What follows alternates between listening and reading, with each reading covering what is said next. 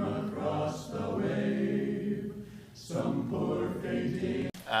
those just joining us, thank you for being here tonight.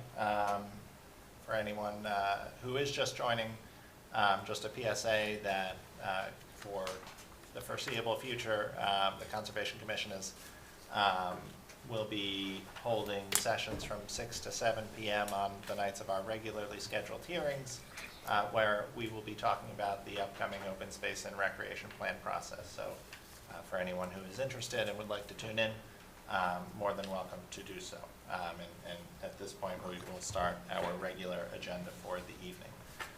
Just a quick announcement as we're getting started. Due to the COVID-19 virus and other various assorted illnesses, we're going to continue operating in a hybrid format. We will do so as long as the state tells us that we are able to. If you'd like to participate by coming to town chambers, you're welcome to do so. Or you can participate via Zoom, going to the Zoom application, and the meeting number is 892-7789-6911. Or you can dial through the phone number 929-205-6099. And again, the meeting number is 892-7789-6911. Before we start for the evening, just going to take a roll of the commissioners who are in chambers and with us on Zoom. Starting to my left here. Mark Page here. Mark. Jeff Milne, present, sir. Okay. Michael Ryan here. Meg Hagan, present. And Richard, I see you on Zoom land. We're present. How are you, Richard? Good. Great. So Jeff Livingstone is absent for this evening, unless, is Jeff on Zoom? No, he's out. He's traveling. Okay. So first up, so we typically start with our public hearings. This evening we have a number of them. So we're actually going to take things a little bit out of order. We have a minor buffer zone application for 11 Julie Dawn Drive. Is the applicant or the representative with us for that one? Yes. I am, yep. Michael Mortimer here. Hi, Michael. How are you? I'm good. How you doing? Good. If you're prepared, can you give us just a quick overview of the request? Sure. So just we had a tree fell through the roof about 3 years ago in our house, and we've had a few close calls since. So my wife and I have been a little nervous about it. So we had a tree company come in and look at removing some of the trees we're concerned about, and they just recommended reaching out to conservation before performing any of the work. So I reached out to Brika. She met me at my house to take a look at it. Didn't have any concerns while on my property, but said to submit a minor buffer zone application, which I did. Just a brief overview. We're looking to remove, we got 2 dead trees right next to our driveway, leaning towards the house. And then we have 2 trees overhanging our backyard, again, leaning towards the house. And then we have 1 broken tree in our backyard it's leaning up high around the surrounding trees. So we're looking to remove that 1 broken tree and then the 4 surrounding trees around it. All due to like safety concerns. And Brika recommended leaving all the stumps, which we plan to do as well. So that's the gist of it. Nothing too major, but Okay. that's Thanks, what we're Mike. planning to do. Brika, any concerns or comments otherwise? No concerns, just for the record, he is outside of the 25-foot buffer zone. 2 of the trees are within the 25 to 50, and then the remainder are 50 to 100. So I recommend approval with stumps left in place. Any, just as far as access, is it going through or? presumably- Mobilizing through the driveway was what I was told. Mike, can you Correct. confirm? Yeah. Yeah, that's correct, Brika. Yeah, they'll be in the driveway with the crane. Any questions from the commission? Not for me. No? Richard, any questions? Nope. Okay. Richard, can I have a motion to approve the MBZA? Give me a motion to approve the minor buffer zone activity at Julie Dawn Drive. Second. Approve it. Second, right? Mark, how do you vote? Vote to approve. Jeff Milne votes to approve. Ryan, approve. Meg Hagan, approve. Richard? Vote to approve. And Pat Gallagher, I vote to approve as well. Michael, you're all set. Thank you. Okay. Thank you. And then also before we jump into the public hearings, we have a certificate of compliance for 381 Prospect Street. Is the applicant or their representative on with us? Yes, Marcelo, here. Hi, how are you, Marcelo? Good, how you doing? Good, thanks. Brika, did you have a chance to get out to I the site? did, yeah, I walked the site with Marcelo. The site is completed per the plans, everything is vegetated, and growing, and there are no outstanding issues, so I recommend approval. Oh, great. Any questions from the commission? Meg, can I have a motion to approve the COC? I'll submit the motion to approve the COC for 381 Prospect Street. Great. Ryan, second. Yeah, thanks, Mike. Jeff? I vote to approve. Mike? Ryan votes to approve. Meg Hagan, approve. Mark votes to approve. Richard, how do you vote? Vote to approve. And Pat Gallagher, I vote to approve as well. Marcelo, all set. Thank you. All right, thank you. All right, guys have a good night. Thanks. Thank you. All right, take care. So we're going to go back now to the public hearings. First up, we have 74 South Street. This is a continuance from prior NOI. Is the applicant or their representative on with us tonight? No, they requested a continuance. I would just recommend, if we're continuing, to ask Brika to go out and take a look and just make sure that, I know we've had some issues with other properties and projects around sedimentation and whatnot, so just with the storms recently, to take a look and make sure. Tomorrow for morning. Erosion controls, great. Any questions, Commission? Great. Mark, can I have a motion to continue 74 South Street? Yep, motion to continue the NOI at 74 South Street. I'll second it. Great, thank you. Michael, how do you vote? Vote to continue. Mike? Meg Hagan votes to continue. Richard, how do you vote? Vote to continue. Mark? Vote to continue. Jeff Milne vote to continue. And Pat Gallagher, I vote to continue as well. So 74 South Street is continued to February 9th.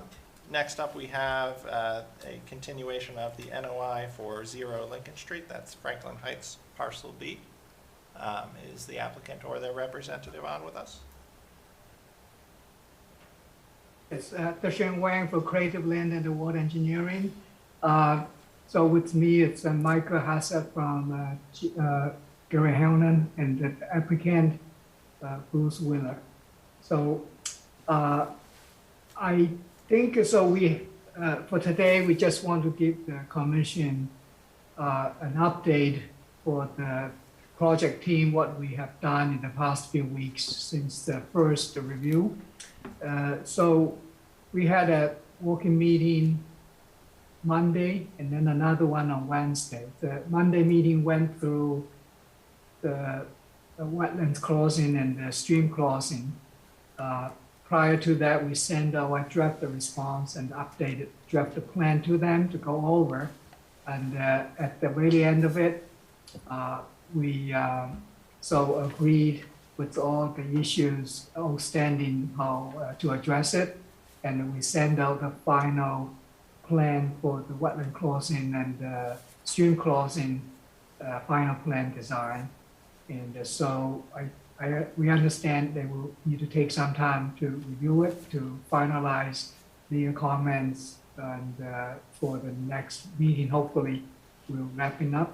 And as far as the stormwater management go, we also went through, and I think we ironed out most of the issues. And Mike is still working on one of the roof runoff issue, which is a little bit challenging given the high groundwater. So, and I think that's a quick summary. So we feel pretty much we are almost there, but just today is, we feel it's a few weeks, it's good to give the commission an update on the team's effort to get things moving. So I think I'm stopped here. Mike, if I missed anything, you can add on for the stormwater management, design, and the response. And Brika also was at all the meetings, so if I missed anything, please just let, to chip it in to get the commission and better update. Thank you. Great. Thank you, Deshaun. Mike, did you have anything to add before I went to Brika? Sorry, we're not hearing any audio from you. How about that? Is it working now? Yeah, that's working. Thanks. Okay, sorry about that. So, no, I believe that was an accurate summary. Just to clarify, that meeting was between Brika, Beta, and G&H staff. So we just met to hash out the last remaining points of disagreement. We've come to an agreement on the performance standards that we need to meet. And so we are now revising the plans. And for our meeting with Brika and Beta, we will be coordinating directly with Beta on any technical issues and making sure that they're on board with the approach once we've finalized our design. And then we will be submitting for their final plan review. Last comment, hopefully last comment and wrapping things up. So. Thanks, Mike. Brika, I know we just received the responses yesterday, so Yes. not sure if you've had a chance. I haven't. I haven't. But anything from your perspective that that we need to be focusing on, or that the applicant needs to be focusing on responding on? No, I think between the two meetings, the applicant and representative are well aware. As Mike mentioned, Beta was with us, Jonathan here. I think we're on a good path now. So Okay. I think we'll have good news. Okay. Jonathan, anything to add for now, or? No, it's moving in the right direction. I think, we look forward to reviewing the revised plans. Okay. Any questions from the commission? Nope. None for me at this time, thanks. Nope. Okay. This is a public hearing. If any members of the public have questions or comments, you're welcome to share those now. Otherwise, we'll plan on continuing this until our February 9th hearing. Okay. Seeing none, Michael, can I have a motion to continue this to February 9th? Yes, I move to continue the NOI for 0 Lincoln Street, Franklin Heights, Parcel B, to 9 November. I second. Vote to continue. 9 February. 9 November, 9 February. We were going with that. Take it along. Michael? Vote to continue. Mike Hagan, vote to continue. Richard? Vote continue. And Pat Gallagher, I vote to continue as well. So the NOI for Franklin Heights is continued to February 9th. Thank you for your time. Thank you. You.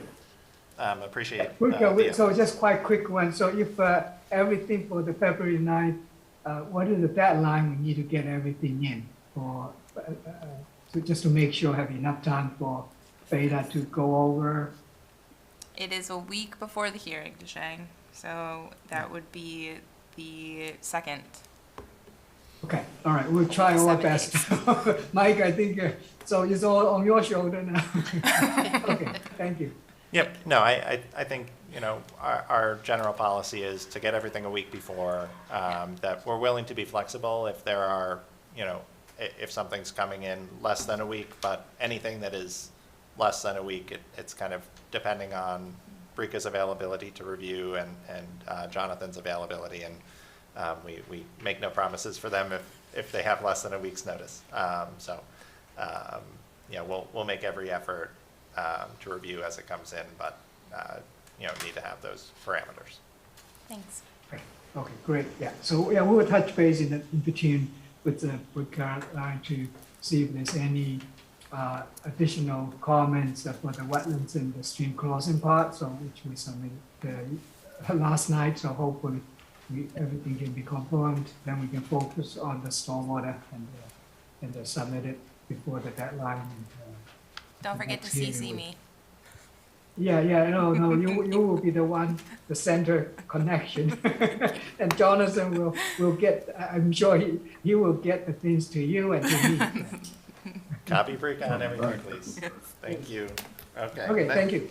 Next up, we have NOI for 803 Washington Street. Is the applicant the representative here? Good evening. My name's Art Borden from Arthur Borden and Associates in Rainham. On behalf of the applicant and owner, Washington 803 Nominee Trust. Peter is here with me tonight also. Basically, this is a site that's about an acre and a half on Washington Street. The property record card indicates that the house was built about 1900.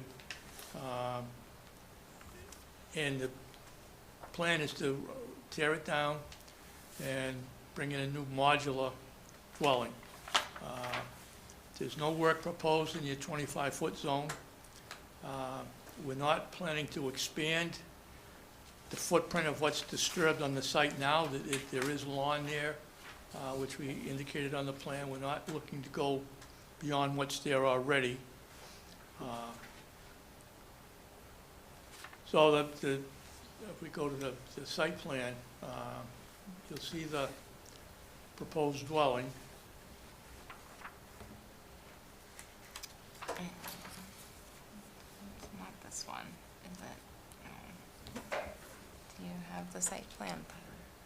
It's 2-page on that, if you keep scrolling down on the West 17 site plan. You go. You know where they are. That's the one I had up. If you scroll to the next Scrolling page. down. Yeah. There it It's is. been a long day, Art. Thank you. Okay, we've received a peer review from Beta, and we've worked through their comments and their second peer review. You can see we've outlined the limit of work with the erosion control, your biodegradable compost wattles. We're also proposing to back that up with siltation fencing, more for a visual reference for contractors. We find the wattles sometimes get run over because people sitting up high in an excavator or a front-end loader don't see them. They blend in with the ground, so the siltation fence is hard to miss. The septic system is in the front of the lot. It's outside of the 100-foot buffer. A portion of the reserve area is within the 100-foot buffer. Peter has his permit from the Board of Health that's approved for the septic. There's a question on utilities. We're proposing a water service underground. The other services, the electric cable and telephone will be overhead. You're not planning to have gas there, so there's no other utilities to be concerned with. The proposed building activity there's more impervious cover there than what there is now. But to offset the increase in that impervious cover, we're proposing to put the roof into an infiltration system. So that'll be 100% in the ground. The walkway from the garage around to the entrance in the rear, we're proposing pavers. We'll also infiltrate that. So in the long run, there'll be less runoff from this property than what there is now. I think that I don't have any other comments to offer. I'm glad to answer any questions you might have.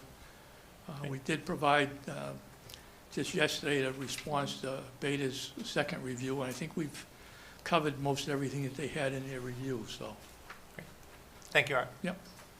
Brika, any comments or questions? Yeah, I have 3 different types of comments. So to catch new commissioners up to speed, typically Franklin doesn't allow silt fence, or Franklin Conservation Commission historically has not allowed silt fence. I could take it or leave it as long as it's completely removed. Considering the silt fence is more for a visual instead of actually having any ES control, meaning it doesn't need to be towed in necessarily 4 to 6 inches in the ground. I'm okay if they install it, knowing full well that when they come to apply for their COC, that's going to be a requirement that it's removed in its entirety.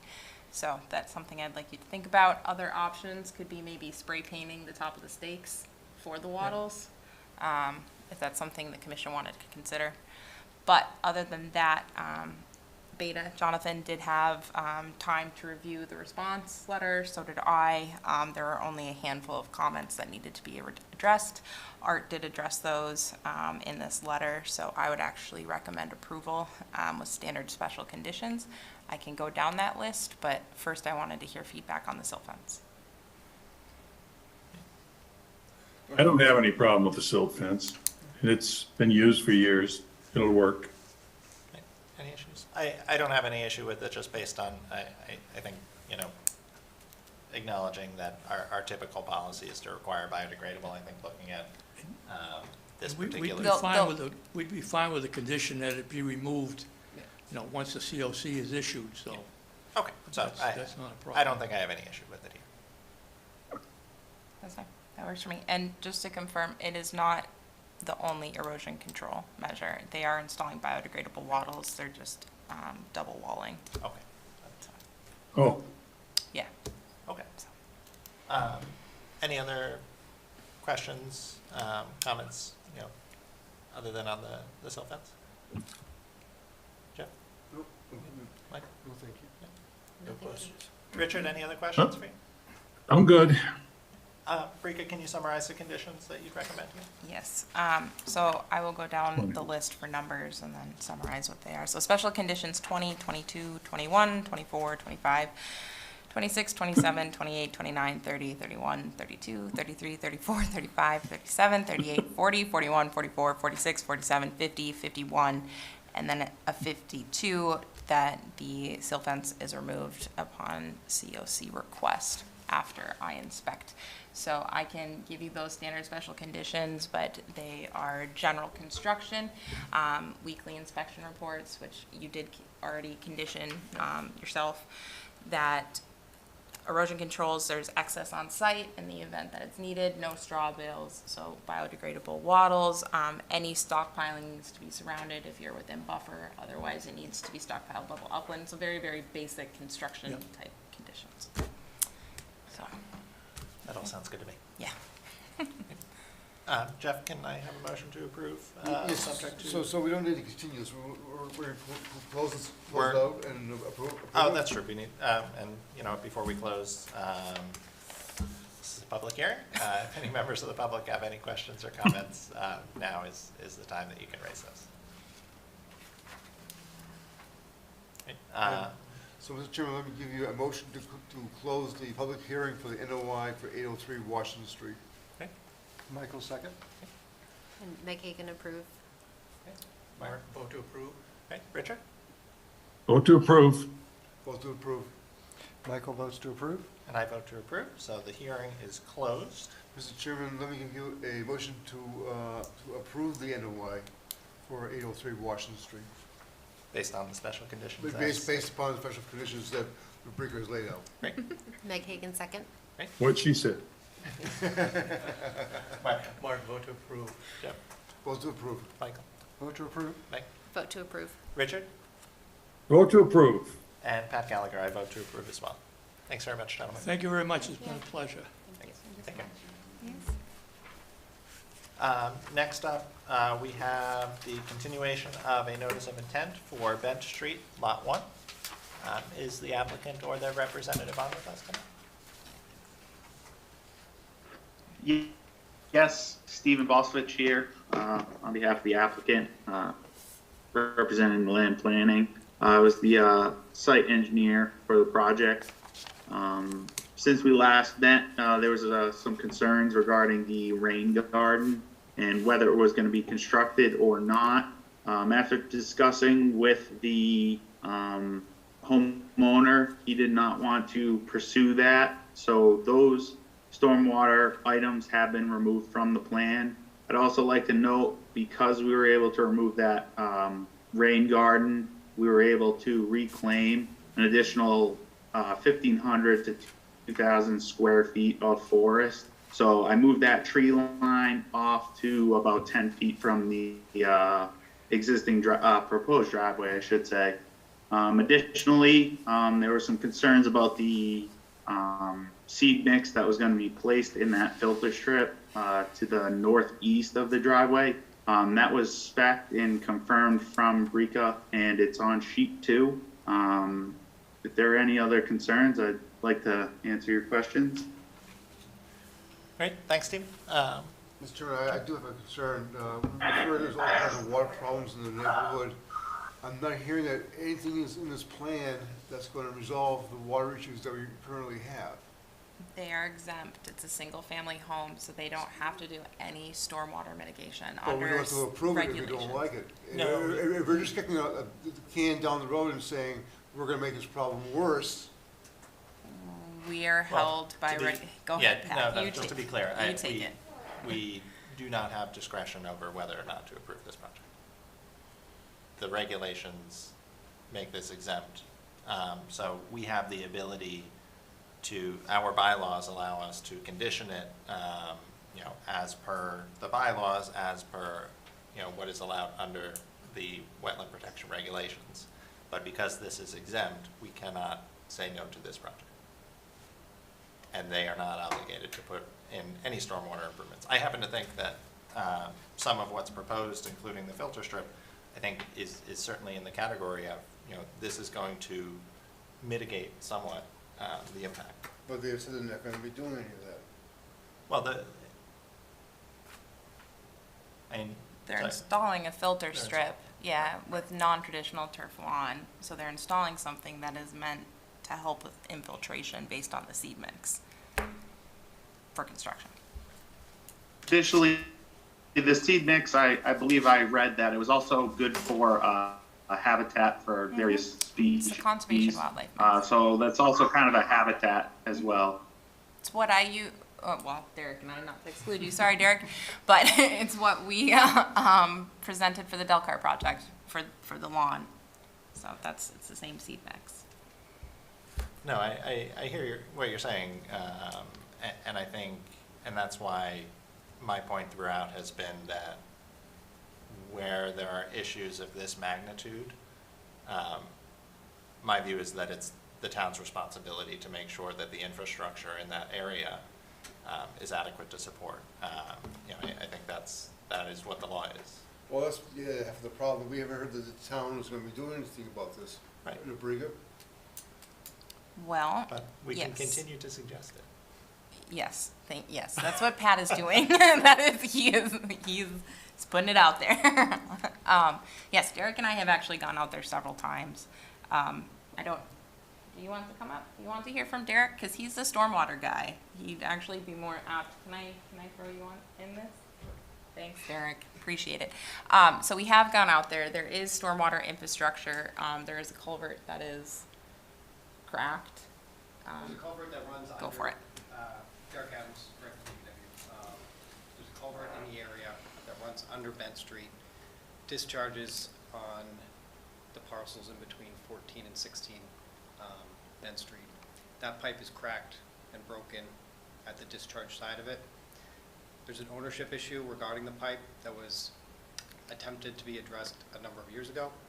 I'm going off of historical verbal knowledge that I received, that there was discussions with the property owners in that location, and for one reason or another, those discussions fell short, and the pipe remains broken. So that's the current state of the culvert that runs under that road right there. Can I make a suggestion? Sure. And this is a suggestion that goes above all of our pay grades, but it's certainly within the town's power to do an eminent domain taking of an easement to repair that pipe. I don't think there is an easement. And But they could take one. Okay, sure. Yes. I hear what you're saying for sure. And Mark Sorrell can come after me for that tomorrow, but. I guess I'm taking notes and I am following up tomorrow. So this is one of the many things that we see with infrastructure as we go out for the stormwater division and locate things and see things that are mapped or not mapped, and somebody locates in the field and identifies as being there that wasn't there. Right. So this was very recently brought to our attention. Yes. Only a number of weeks ago, from my standpoint and from Rico's standpoint. So we're looking at any avenue to do to fix the problem or to alleviate the problem, but that's the current state of that culvert right there. And we've met with the abutting properties for that connection and trying to see if we're able to reroute that to any perennial stream, you know, do other stormwater infrastructure, so. No, and I certainly appreciate, I know there have been a lot of, you know, concerns raised, and this is not, you know, by any means to minimize those concerns. I think those are very real concerns. They are, yep. You know, but when we're operating within, you know, this is an existing issue, that this project is probably going to exacerbate the issue, perhaps. But it's still an existing issue Yep. that, you know, even without this project, it sounds as though it would still be problematic in the area. So that's, I guess, my thinking about it. And I think, you know, we are also very constrained by what the regulations are.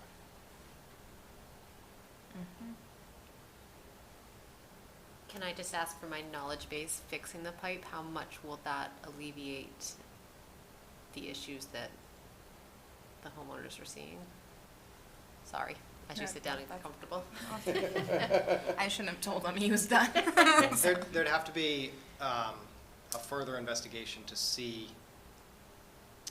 the current flow rate for what I would consider to be the southern side of Bend Street to the northern side. It's a 8-inch reinforced concrete pipe, so not a substantially sized pipe. That's a very wet area. From what, if you drive around anything in the Skyline neighborhood or the surrounding areas, you just see water coming out of the ground. It's a very wet area, to say plainly. And I think it would, just off the top of my head, the pipe would need to be made bigger. But further investigation would need to be formed to do some calculations to really pin down what we would need there. And where to tie it into. And where to tie it into.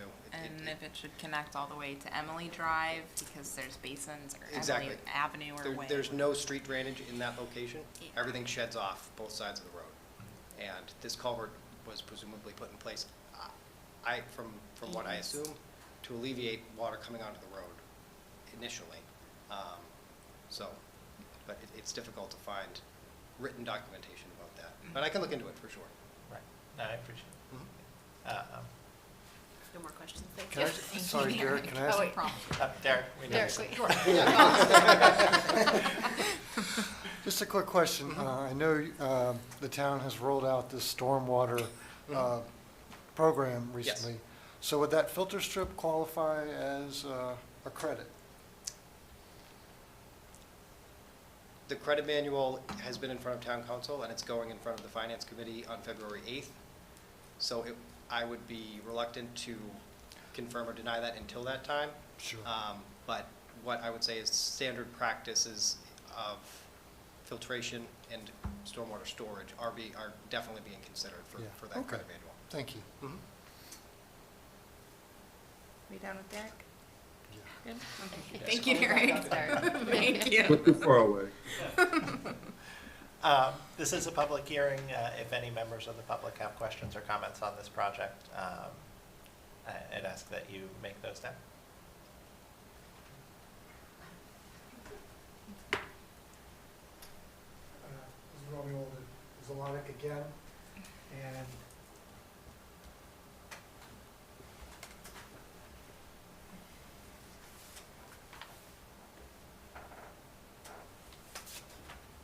first of all, I'd like to thank everybody for your help. And, but hearing what I just found out, that basically no help is going to come our way except for the pipe that might go through. Say it goes in, then we're inundated with more water. Who's going to be responsible? As it is right now, we've had almost 7 inches of rain this month and 2 inches overnight. I have a literal stream running through my yard right now. I can't even walk to my shed. So by pushing more water, who's going to be responsible if I get even more now? I'm lucky right now, I don't have a basement. My neighbor has a basement, and his basement's already been flooded.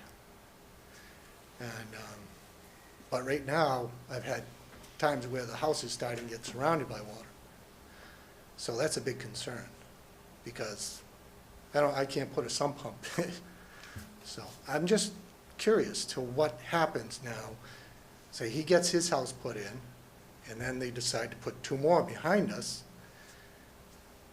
what are we left to do? You know, and who's responsible for that? That's all I gotta say. But thank you all very much for helping us as far as we can, so, but thank you. And thank you for participating in this process, because I know this isn't a satisfactory answer, but by making us more aware of the issue, you know, we're gonna do whatever we can. I you know, don't know, I appreciate it. And so thank you. Thank you. Any other questions or comments before we move on? So, just a quick question, John. So was the rain garden rejected by the owner just out of cost? Was that the factor that squashed it? Not solely out of cost. When I started looking into kind of roughly sizing it, it was going to be additional soil tests to determine groundwater. Once we started getting into that, we were going to be probably raising that up where we were already kind of maxing out towards that 25-foot buffer. Grading would have become an issue, and we would have had to clear and grade within that 25-foot buffer. Instrumental to kind of construct it, then to provide more buffer towards the resource area, and provide a filter strip to settle out any TSS and spec particular seed mix that would be more efficient at that. I'd like to note that the septic was fairly large based off of the soils that were conducted in that area. The hydrologic soil class, I should say, for this area is also C, which is a high runoff value versus infiltration rate to begin with. So we felt that to put as much buffer between us and the resource area was actually kind of a better stormwater management implementation, BMP, so to speak, than actually trying to do a rain garden, bringing it up in elevation, and so on. Thanks for the explanation, appreciate it. No problem. Brika, can you summarize the conditions that you would recommend Yes. for this one? Standard special conditions 20, 22, 20, 21, 22, 24, 25, 26, 27, 28, 29, 30, 31, 32, 33, 34, 35, 37, 38, 40, 41, 44, 46, 47, 50, and 51. Barring any further questions, can I have a motion to close the public hearing? Meg? I will submit the motion to close the public hearing for the NOI for Bent Street Lot 1. Michael, second? Mark, how do you vote? Vote to approve. Vote approve. Vote close? Vote to approve the close. Richard? Vote to approve. And I vote to approve as well. So the public hearing is closed for Bench Street. Mark, can I have a motion to approve? Yeah, motion to approve the NOI on Bent Street, Lot 1. Motion to second. Jeff? Can I abstain? You may. I'll abstain. Okay. Michael? Vote to approve? Meg? Vote to approve. Mark, vote to approve. Richard? Vote to approve. And Pat Gallagher, I vote to approve as well. So the NOI for Bench Street, Lot 1 is approved with the special conditions as so stated. Thank you, Stephen. Thank you. again very much. I appreciate your time. Next up, we have the continuation of an ANRAD for 121 Grove Street. I am recused for that, so I'll hand it off to you, Jeff. Thank you.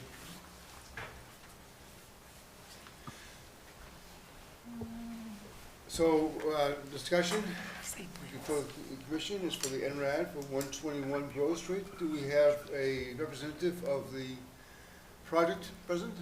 Mr. Chairman, John Shipe with Fairfield Residential. Good evening, sir. How are you? Good, how are you doing? All right. Where are we? Where are we? On Grove Street. On Grove On Grove Street. Franklin, Massachusetts? Yeah, that's exactly. Well, Mr. Chairman, If you recall, we submitted an abbreviated notice of resource area delineation, I believe that was in November or December. I think mid to late December, Rika and our representative, Chris Lucas from Lucas Environmental, and the town's peer reviewer, all walked the site. January 6th, the Beta Group issued a comment letter. Earlier this week, Lucas Environmental and Fairfield submitted a response letter. I believe that's in your packets of information. Yeah. It's a 5-page letter. There's a lot in there. If you'd like, I could briefly discuss it, and I'd like to. I'm not the wetland scientist. Chris Lucas is. Chris is running late. His basement's full of water, and he was very nice enough to say that he would do his very best to get here as quickly as he could. But I know that he and his wife spent a lot of the day moving the children's things out of the basement. So I went through that years ago. So really, to get down to it, it's basically what's submitted before the commission. You have our professional opinion from our consultant, and you have your peer reviewer. Guess what? Guess how I feel, right? Lucas Environmental, we hired them, and we had done some research, and we'd worked with them before, and we felt very confident that they were going to do a good job for us, and we think they did. We think they did an excellent job. Our goal is not to spend time and delay everybody with debating where wetlands are. So when we initially hired them, we asked them to be conservative and be very sure with all of the necessary documentation. And with all the letters after their names, professional wetland scientists, certified scientists, soil scientists, we felt very good that they were the right people. We still believe that they're the right people. Chris submitted a 5-page letter to the 9 items that were listed as comments, and 3 of them are in contention. So I believe that Chris has laid out a very good argument citing specifics as to why the delineation that was submitted is the accurate one. And I'm glad to stop now and see where you want to go. Okay, thank you.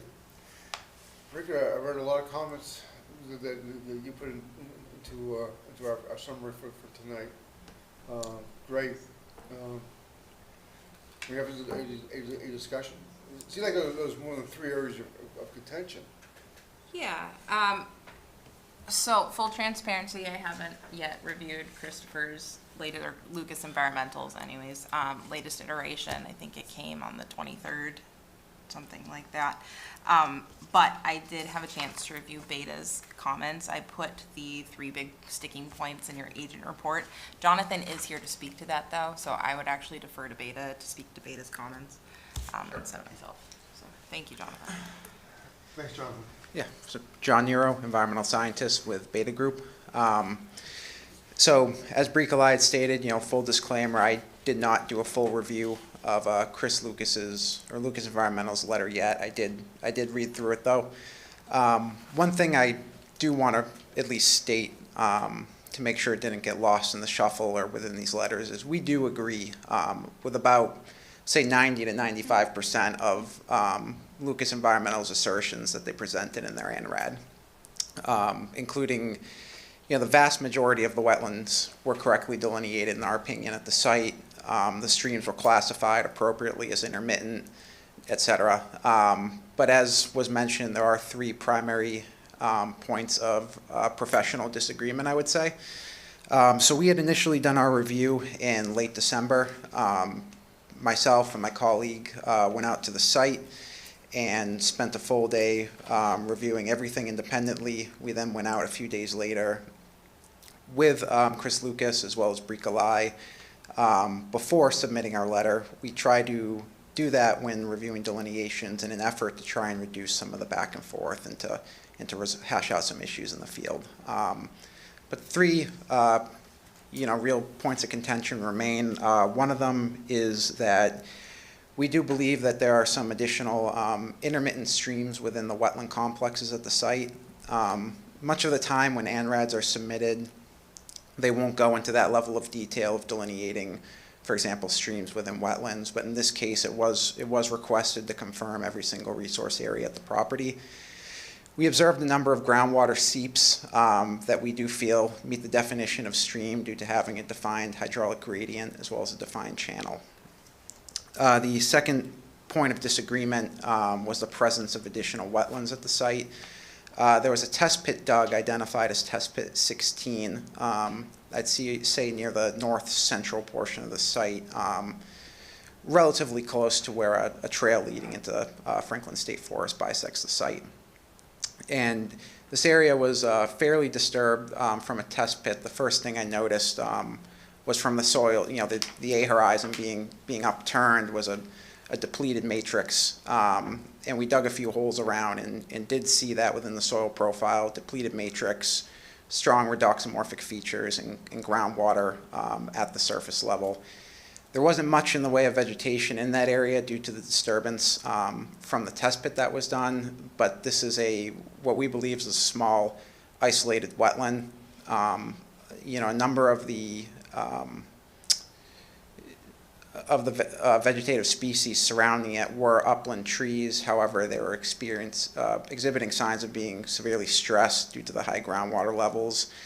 And you know, the real core portion of this isolated wetland was sparsely vegetated with some hydrophytic shrubs, including high bush blueberry. We did see that Lucas Environmental did take another look at this area, and they did disagree that there were any wetlands in the vicinity. We do generally agree with some of their points about an area to the north we had flagged as a potential wetland.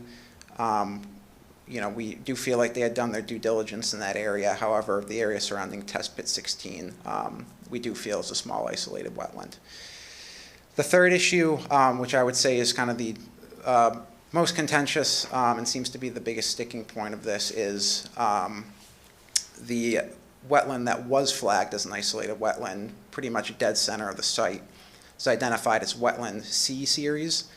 It's located about, I'd say 50 to 100 feet up gradient of the wetland A series. So our disagreement there is that these two wetlands are in fact connected. We, Beta Group, as well as Lucas Environmental had done, we dug a significant number of soil pits in this area, and that's primarily because this area is disturbed vegetation-wise due to historic mowing of the area. It's something you often see in these emergent wet meadow areas. So soils are generally relied upon in this case. So we did see what we felt qualified as a federal hydric soil indicator in between the C series and the A series wetland. Now, Lucas Environmental in their letter does rely heavily, as many do, and we do as well, on the Mass DEP BVW delineation manual that was issued in the 90s. However, it is our stance that this manual is a guidance, and we delineate wetlands in accordance with the definition of a wetland under the Wetlands Protection Act, which is an area of prolonged saturation that is present long enough to support the growth of hydrophytic vegetation. So we did feel that we saw indicators in the soil profile using the USDA and Army Corps guidance that would constitute a hydric soil. And we also do feel that what we were able to observe outside of the growing season in a disturbed area, that there could be a dominance of hydrophytic vegetation in the area. We had seen pictures of the site earlier in the year before more recent mowings had happened of dense sensitive fern in the area. And again, we're outside the growing season, but we also observed what we could discern as likely being rough stem goldenrod and swamp dewberry, which are also hydrophytic species. So with all of that, our stance is that these two wetlands are connected, which would make the C series wetland essentially a part of the A series wetland, and essentially reclassifying it from an intermittent or an isolated wetland to a bordering vegetated wetland subject to the Massachusetts Wetlands Protection Act. Again, we do have some disagreements. You know, we are happy to review the response letter that was submitted by Lucas and his team and provide a more formal response. But we did want to at least provide our stance at this point in time. Thank you. Thanks, John. So we're 95% in agreement. There's some issues that are not in agreement. Rika, how do you stand? To my original statements that I provided when John Shipe and Lucas Environmental was here first proposing the project. When I went out, I did not spend days out there, did not have the time, but from the boring holes that I took with my auger, I agreed and I presented to the commission that I believe that isolated wetland is connected to the larger BVW complex. Okay. So that's what I maintain. I stand by my science. I defend that as well, just as we all do. I think there are you have five wetland scientists looking at this project. I think that's right, correct? Yeah, math. But you have five wetland scientists looking at this project. They're going back and forth. I think it's definitely worth, as I said, I need to review Lucas Environmental's letter. Beta should as well. I think we should follow that normal process. Projecting and looking ahead, it is worth, John, going back during the normal growing season, as I recommended when you first came, to redelineate, not having the field mowed, allowing that organic matter to decompose at the top, so then you can get the chemical decomposition within the soils. Lucas will know more on that, and redelineating that portion. Otherwise, I would put it out to, if this is BVW, I mean, just to start thinking of the implications of that, which I don't think are a lot. So really, in a cooperative manner and a way to continue to work together towards the best goal possible, I would just request that you think about that. Request that we think about that. Yeah, right. just ruminate on it a little bit. So I was gonna ask this, we don't have a feel for what the impact would be of that on the project right now, right? You were not on the commission at the time that it came before right. the commission. I'd like to remind the commission we have to look at it at the permit we have right now.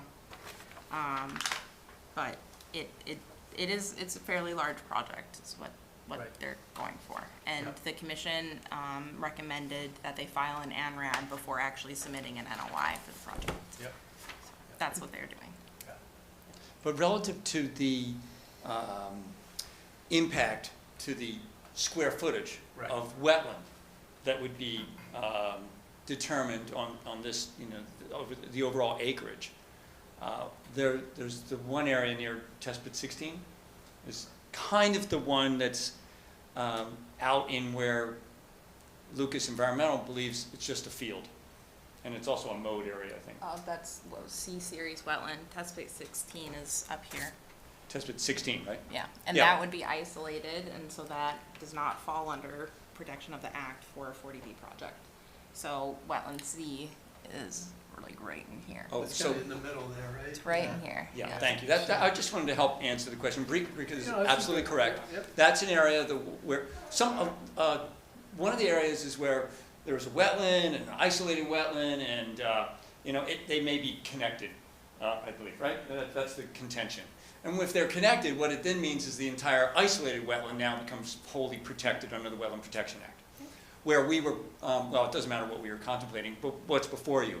That's what changes the ANRAD. And then this other area takes an area where we had not flagged anything and says, well, it could be an isolated vegetated wetland, depending on the size, or we already know it's not connected, right? It's not connected. So Yeah. so that one, Mhm. neither here nor there for your 40B project. What it would mean at the end is that they would have to do some clever shifting of buildings to ensure that this isolated vegetated wetland, which Beta and myself agree is part of BVW, which means it's jurisdictional in the act, Yep.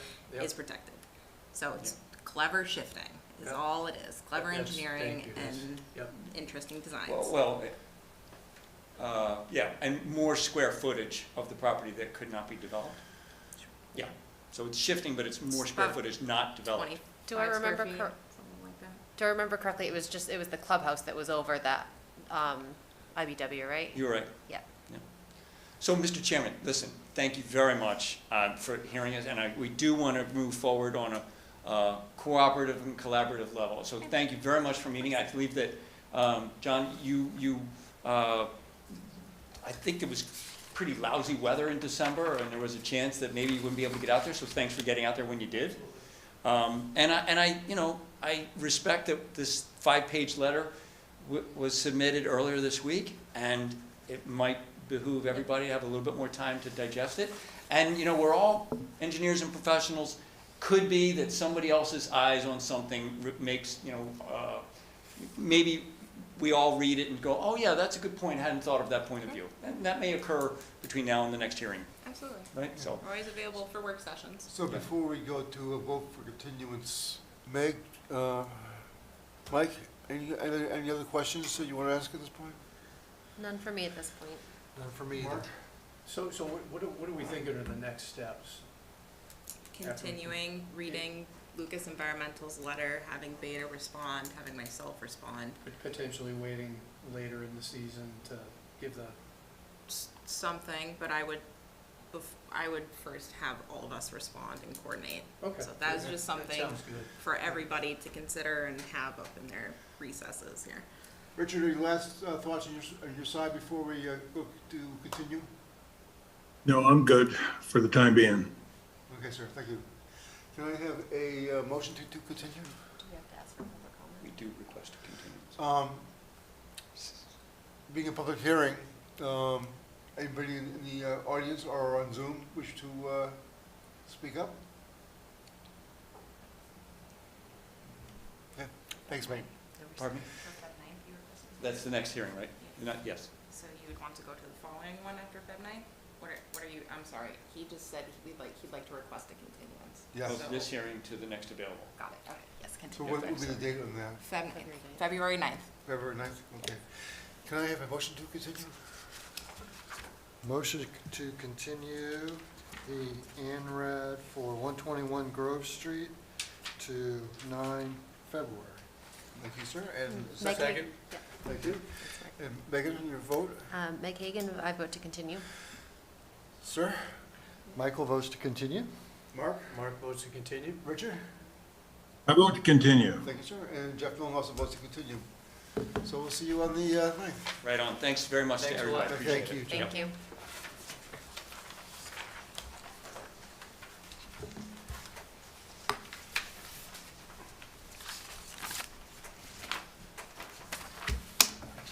You will? Thank you.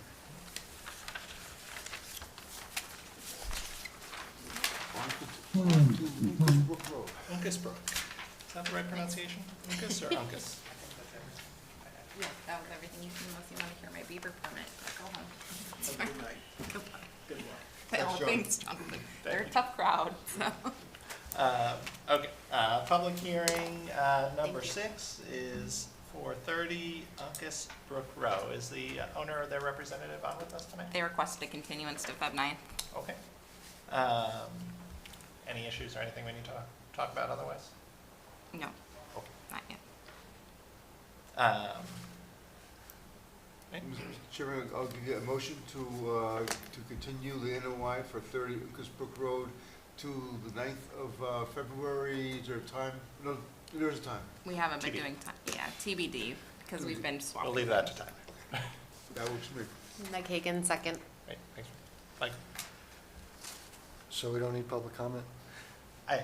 We haven't even opened the hearing yet, so Okay. do we need to?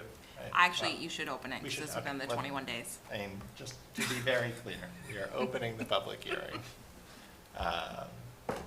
If any, I will say before we vote, if any members of the public have any questions or comments, you're welcome to share them, although we have very little that we can offer on this right now.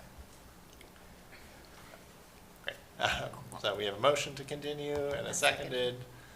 Michael, how do you vote? I vote to continue. Meg Hagan, I vote to continue. Jeff Millen votes to continue. Mark, vote to continue. Richard? Vote to continue. And I vote to continue as well. So 30 Uncas Brook Row is continued to February 9th. Next up, we have an RDA for Franklin Ridge Senior Housing.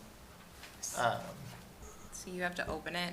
I will get everybody up to speed, but the applicant did request a continuance. Oh, okay. Well, we will open the public hearing and I will defer it to you. Sure. So this is a previously approved RDA in 2019. Unfortunately, the RDA expired, no work occurred, nothing had happened out on this location. It's off Veterans Memorial, so it's by the Sculpture Park High School, that area. Anyways, the RDA expired and there's no ability for me to offer an extension. So unfortunately, they have to refile everything. So they are refiling the same exact permit that they had 3 years ago. I can confirm that there has been no change on with resources on their property. So you have it. It's an updated letterhead with date, cover letter. But inevitably, I will be recommending approval since that's what had happened before. And I'm sorry if I missed it. Did you say why we are continuing, just for the record? The applicant had requested it, but it is for ample time for a butter notification. So there's no issue with the application? Yes, It's just yes, a thank you. procedural reason for continuing. So we have opened the hearing and we'll be continuing. Mark, motion? Yeah, motion to continue the RDA on Franklin Ridge Senior Housing to February 9th. Great. Yep. Second. Mike? Michael votes to continue. Mike? Meg Hagan votes to continue. Richard? Continue. Mark? Vote to continue. Jeff Millen votes to continue. And Pat Gallagher, I vote to continue as well. Next up, we have 4 Abbey Lane and the Beaver Deceiver. All right. Good evening, everyone. Derek Adams, Franklin Department of Public Works. In case you don't know me, I am Bree Lander. I'm your conservation agent. Dear members of the Franklin Conservation Commission, on behalf of the town of Franklin, I respectfully submit this request for determination of applicability for a proposed beaver deceiver installation project within the bordering vegetative wetland and the 200-foot riverfront area at the property located at and behind 4 Abbey Lane in Franklin, Massachusetts. The Town of Franklin Department of Public Works is tasked with ensuring the protection of publicly owned infrastructure. In recent years, a generous portion of this task has been spent mitigating beaver blockage and impacts to the town infrastructure, especially and including Forest Street Culvert 105A, which conveys the Dix Brook from south to north. In response to a residential inquiry, the Town of Franklin Department of Public Works personnel breached the Culvert 105A blockage in addition to 2 upstream beaver dams by hand prior to submitting this RDA. This is exempt work authorized previously by a Board of Health emergency authorization. Subsequently, the town also mitigated the infrastructure hazard by lethally trapping the responsible beavers. While temporarily effective, this approach is no longer sustainable and the town would like to find a more efficient and effective solution for the 3rd beaver dam persisting within Dix Brook, adjacent to the property located at 4 Abbey Lane. It is my opinion that installing a flow device, otherwise known as a beaver deceiver, at this location is the best course of action.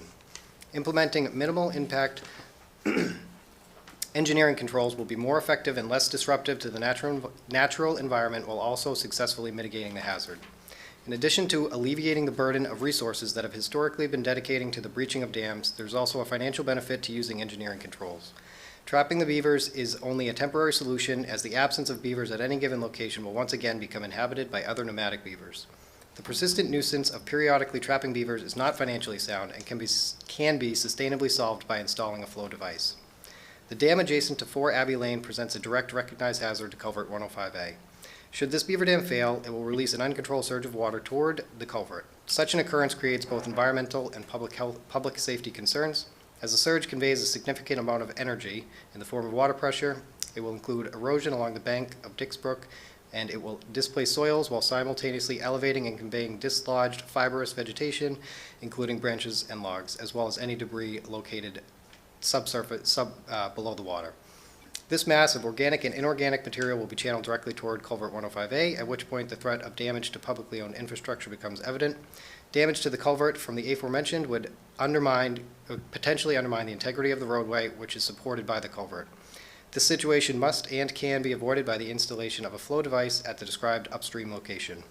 The purpose of this beaver deceiver installation project is to install sustainable, minimal impact engineering controls, known as a beaver deceiver, to prevent infrastructure damage due to beaver activities while simultaneously promoting and encouraging the ecosystem services beavers provide to wetland ecosystems.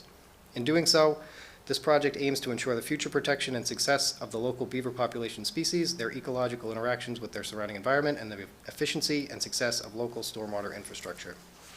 An RDA is being filed because the proposed work will occur within the bordering vegetated wetland, Dix Brook, Inland Bank, and the 200-foot riverfront area. These resources are regulated under the Massachusetts Wetland Protection Act and the Town of Franklin Wetlands Protection Bylaw, and its corresponding regulations. All of the proposed work will cause minimal disturbance within the resource areas with no anticipated permanent impacts. Other resources identified adjacent to the project area but not within the project area, the 100-foot buffer zone to the BVW and inland bank, and the locally regulated 25-foot no-touch zone and 100-foot buffer zone to the BVW and inland bank. Yeah. Talk about the resources. Thank you. Sounds like a lot. It is, because we're in a stream, so naturally there's a lot there. Am I projecting? Yeah. Okay, good. Good. So as Derek mentioned, resources here are Dix Brook. It's a perennial stream. You have inland bank in relation to Dix Brook. You also have BVW. I have given you an explanation, a nice crash course in wetlands in your packets. There's also the 200-foot riverfront area to a perennial stream.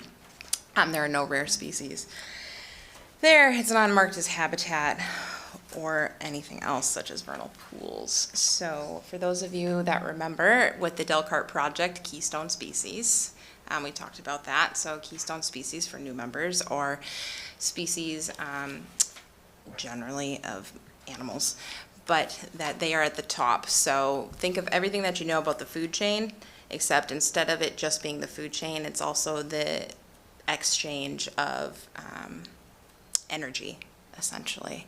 So when you remove a keystone species, which is at the top, you can actually have ecosystem collapse. So I'm going to maybe poke a bear here, but for example, coyotes. Coyotes get out of hand when you don't have wolves, because wolves help predate and they have territory, and then they keep the coyotes in check. And then if you don't have wolves, for example, or coyotes, which can act as a surrogate, apex predator, then you have an explosion of deer, for example. Or if we're all on social media and we've seen Yellowstone, right? You reintroduce the wolves, they help browse species, deer, which deer predate heavily on browse species of veg, which when they eat all the veg, then you have stream erosion, bank erosion, and then that actually affects the fish. It's full scale. Sorry, I will not bore you with the details. Anyways, beavers are a keystone species. And now, especially in light of anthropogenic climate change, we're realizing that beavers play a critical role in the environment. So they actually raise the water table, which can help with drought. I know a lot of people, they see trees dying, and that seems, everybody wants to take pause, but inevitably those trees die. The beavers raise that water table, they create habitat, they create more biodiversity, because through these trees dying and through raising the water table, they're creating floodplain. And then they create BVW, and they create ponds, and then all sorts of other aquatic life, and even waterfowl come to these areas. Beavers only stay in one location for 10 to 15 years. So once they leave, once they migrate out, that water drains, and then you get something called a beaver meadow. So all of those seeds that have fallen to the ground, to the substrate, now have really, really, really great soil to grow in. And then you have a beaver meadow, and then you have more biodiversity, and then inevitably another beaver will come in, and then the process starts again. So Franklin, historically, and it comes out of your budget, so you can speak to that, but Franklin historically traps a beaver. It's all lethal removal. You are not allowed to rehab in Massachusetts. It's actually against regulation. Why would you take a problem and give it to somebody else? So instead of trapping, which can cost like $800 a pop. It depends on how many beavers are. Yeah. So it adds up. Thank you. We're instead suggesting to install a sustainable option that is much cheaper. It is a temporary fix indefinitely. It can always be removed, and I'll get into what we're looking to install in a second. I want to tell you all the good things first. So, so I have also included in your packets in Billerica, there's actually a 20-year study done. They are completely inundated with beavers, and they have installed numerous flow devices, beaver deceivers, and I think annually they save about $7,700 just by installing these and not trapping. So, actually, Tyler, could you please pull up the spec sheets for the flow devices? Also, in your packets in the back, I have included spec sheets for what we're looking to install. So that'll work. That'll work. So it's a 3-part project. There are actually one dam right now, the other dam has been breached, but we're anticipating it to come back. So there are 2 dams within Dix Brook right now, and then you have Forest Street? Yes. Forest Street, thank you. Forest Street, and then you have the culvert system right at Forest Street. So what we're proposing to do, how you install these beaver deceivers, is you notch the dam. Beavers are stimulated by the sound of running water. That's what makes them crazy and go nuts to dam things up. So you notch the dam, they hear the running water, you put this HDPE pipe in there. It's the black corrugated pipes that you can get at Home Depot. You notch that in there, the beavers hear the water running, they dam over it. So they lock it in place. And then you sink the intake into the water, and inevitably you put a cage around it so the beavers don't find it. But then they shouldn't ideally be able to feel the flow. So they don't understand that water is still moving through their dam. They think the dam is intact and water levels maintained.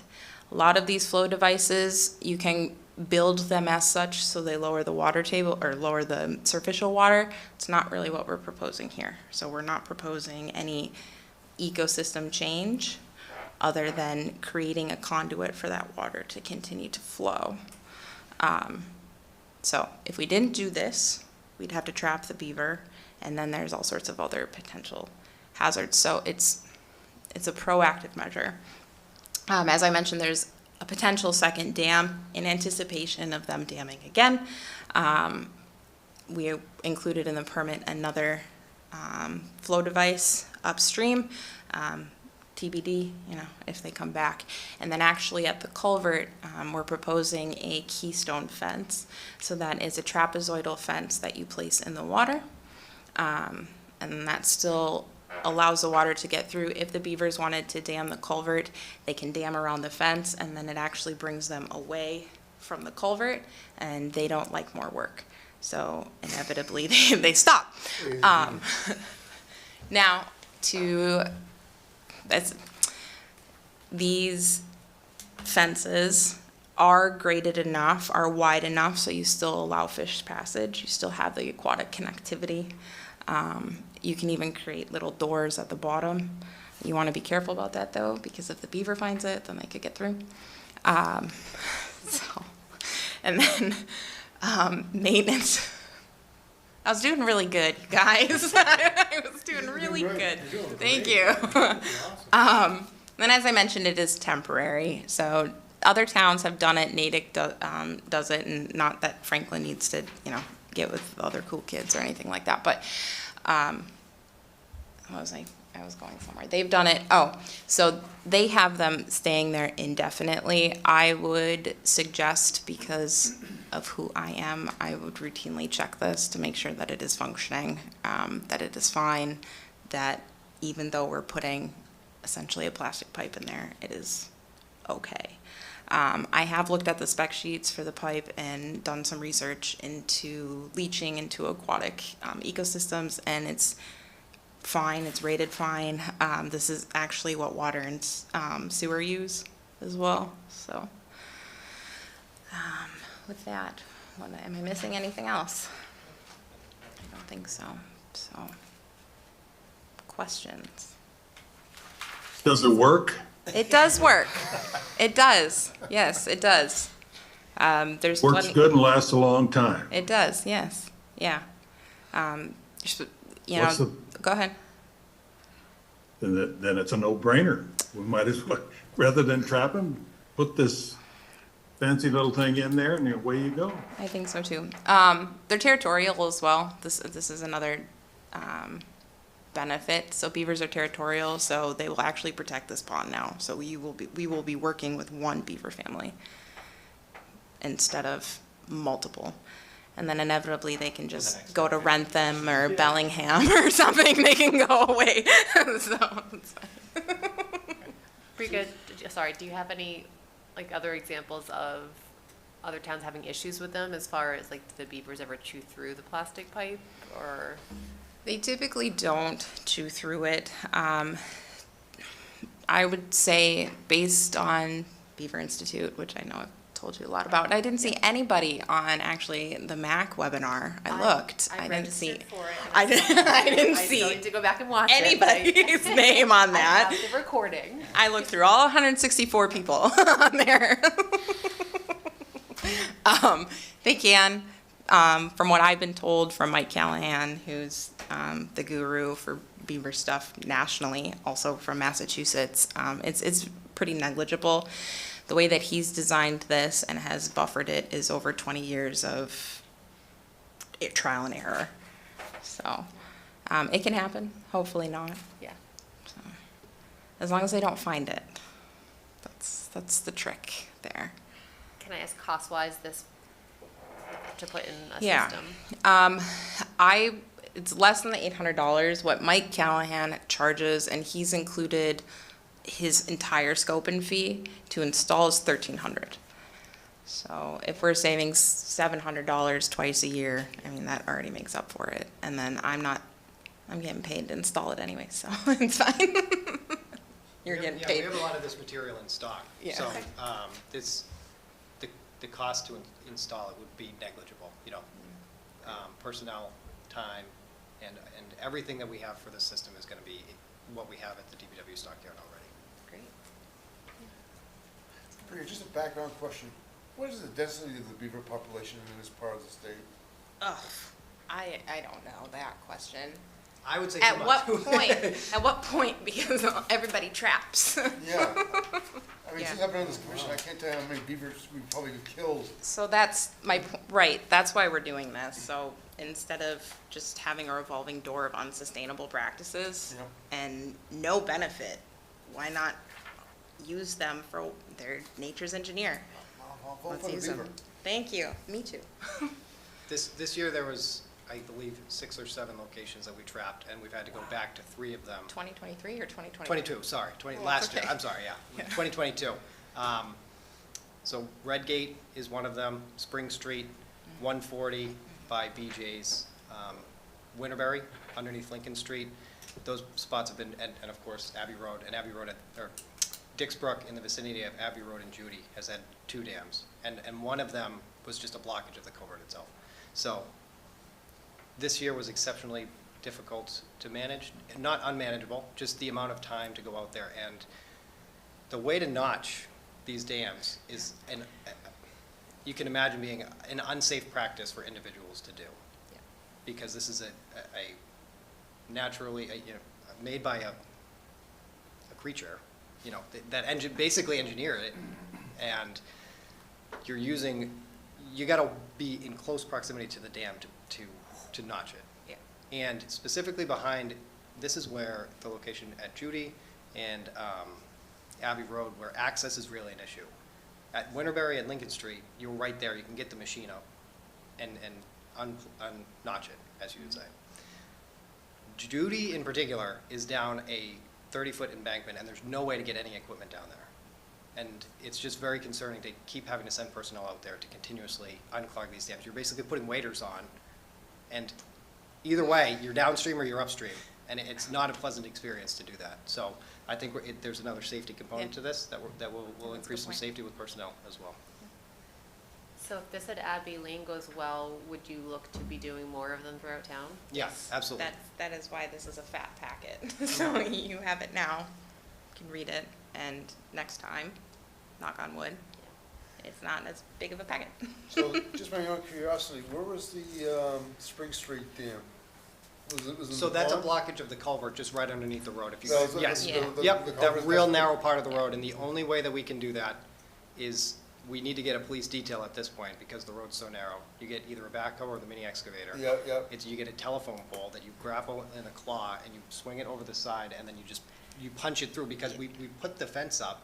And the Keystone fences are a good technique, but they're not infallible. There's issues associated with them. So you can still pull that fence out. There's so much muck in there that there's no flow at all, or maybe like 10%. Yeah, I've seen beaver in those ponds, so I'm not surprised. Yeah. They view roads as dams. So their whole point, they want to impound water. It also protects them. They don't, you see them walking on land, but they really like to scoot underwater on the bottom substrate. Have they been up the Nisqually River as well? Yeah, which location? Do you have one in mind specifically? No, I'm just thinking from Washington Street heading, must be south. I don't recall any of the 2022 calendar year at that location. Okay. That's good. So how do you solve that culvert situation on Spring Street? Do you run the pipe right through the culvert, or? Just curious, it's just interesting. Generally, for culverts, you want to do a keystone fence. You can make it wider, you can make it a lot larger. Yeah. Again, so it's a trapezoid, so I'm the culvert, so Yeah. going this way. So they inevitably just get angry because they can't dam it.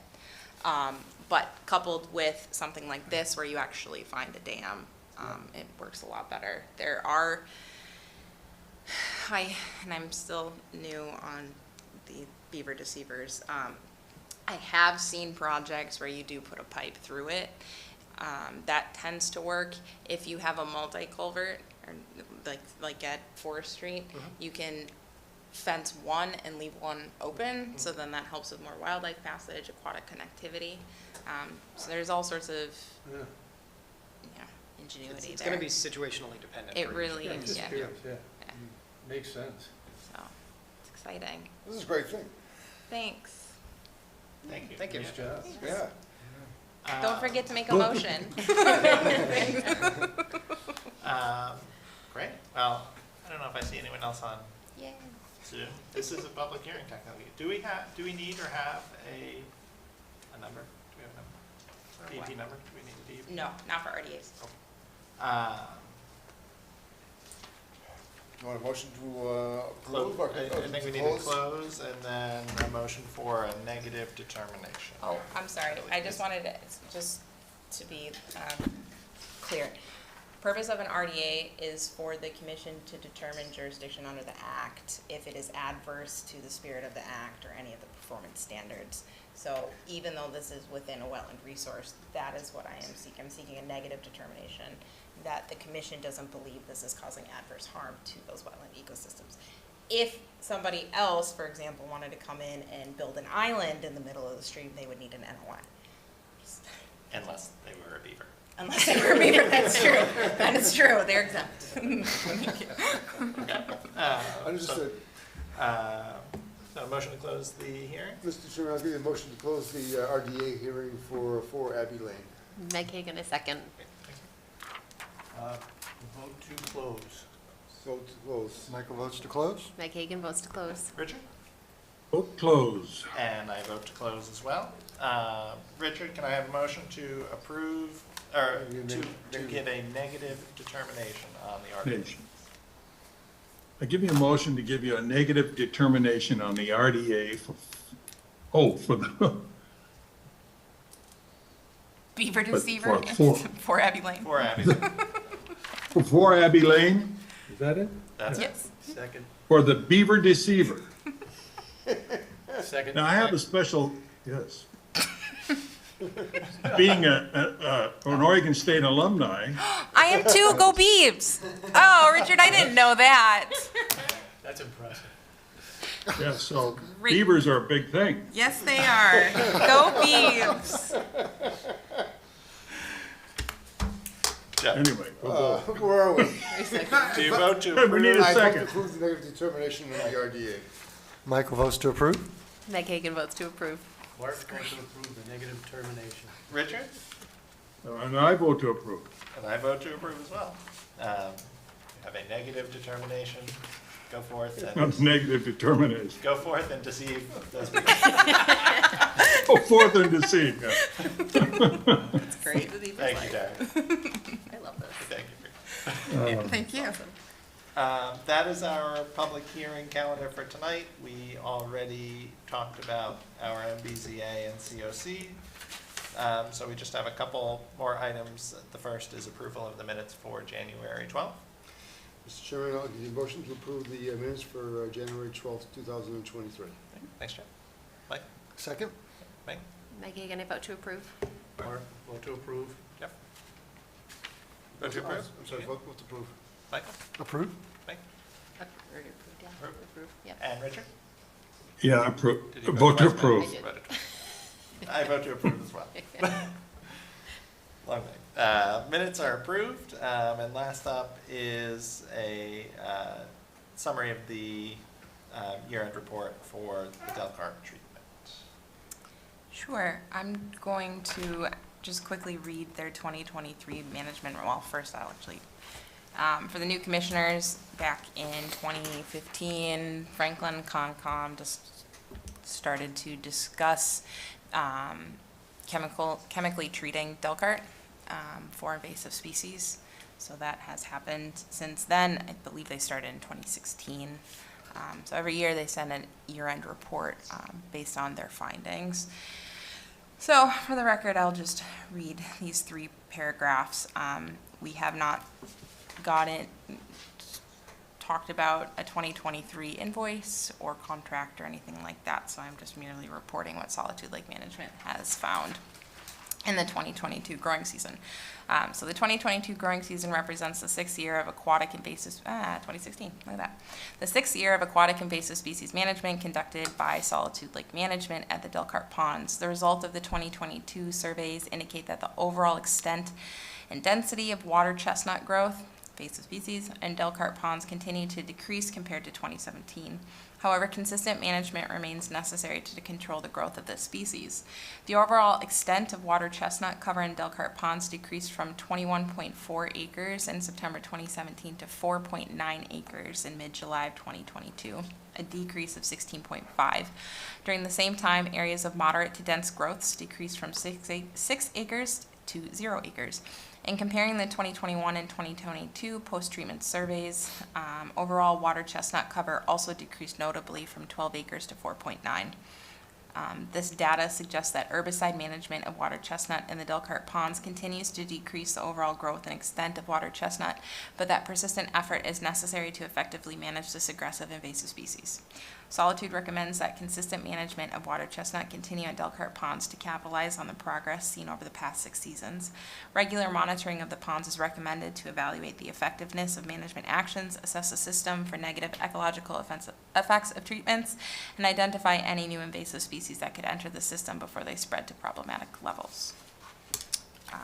So all things look good. My one comment, though, is that their summary for the post-treatment vegetation survey, I need to confirm this language. They write, during post-treatment monitoring dissolved oxygen concentrations in both the north and south basins, 6.2 and 4.73 milligrams per liter respectively, continued to exceed the 3 milligram per liter threshold at which indicators of biological stress may be expected. So I want to know more about that biological stress. So is that saying that, Do you read that the way that I read that? I guess I don't, like, in plain language, is that saying that oxygen levels are lower than they should be? Yes, that's how or they continue to exceed the 3, so I think the threshold is 3.0 milligrams per liter. We are at 6.2 and 4.7, and the 3.0 milligram per liter threshold is the indicator of biological stress. And that's a ceiling, so anything. Right. So that is something that I need to follow back up with them on. Last year it was fine, or well, based on the presentation when I first started. So that's the only thing that Do they provide any plausible explanations No. as to why? That's all I got. Okay. Yeah, I mean, if the number's higher, it seems like there'd be more oxygen in the water. But then you can get fish The numbers kill. in the comment don't make Yeah, sense. then you, right, and then you I think the get question is the 3 a floor or ceiling? Yes, yes. So Just I, a question. I Right. need to confirm that with them. That's my only caveat to the end of the year report. So that's all I have. So my thought every single year is, at what point can we go back to stocking those ponds? And it With sounds- fish? With fish, yeah. So it sounds like they're recommending a continual program of herbicide applications. Mhm. Does that mean you're stocking these ponds, or not feasible? I think a better question, the right question, not that that's a wrong question, Jeff, is what are the implications of what they're treating on the fish you're looking to stock? There are fish already in there. Yes, there are. So you could possibly stock, but I'd have to do some more digging into the I actual keep hearing chemicals. that, yeah, there's some sunfish and some other. There's a lot of carp. Yeah, carp in there. Take it out. But there's not any game fish per se. There is not. No, there's not game fish. Going back to the carp, though, if you were to stock, now you have another invasive species that can feasibly outcompete other game fish. So it looks nice and serene on top. Is the carp invasive then? Or is it- Mhm. Oh, no kidding. Yes, yes. A lot of people try to fish with them with corn. So if you ever go to Delcart and you see corn all over Yeah. the pond, that is not the appropriate thing to do at Delcart. That is my plug on Franklin TV. So we can have a carp fishing tournament to see who catch the That's biggest great. carps and They are The most carp. great Fish the tomato carp, yeah. fertilizer. I'm sorry, so they're trying to catch them with corn? Yes. Because they'll come up and eat the corn, and then you can grab the carp. And you can lure them with the corn. It's on the dock that connects the Yeah. two Yeah. areas there. You just look down. Never noticed So that. they're not even rod and reel, they're just. It's just Why is that bad, if they're invasive? well, now you're adding in corn, which has a significant amount of nitrogen. So you're just adding. I mean, no good deed. Okay. Yeah.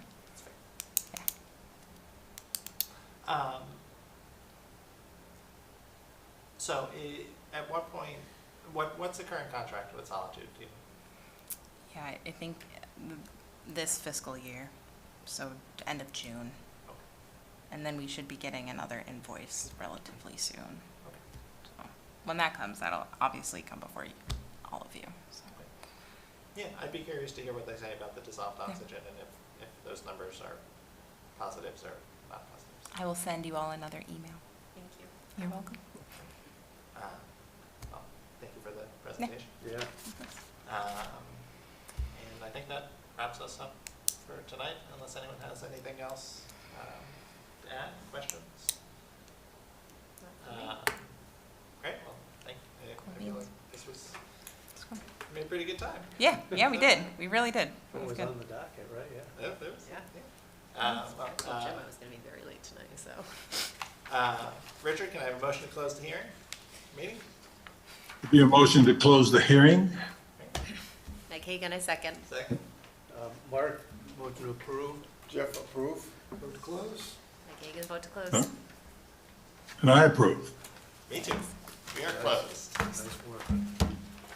Recording stopped.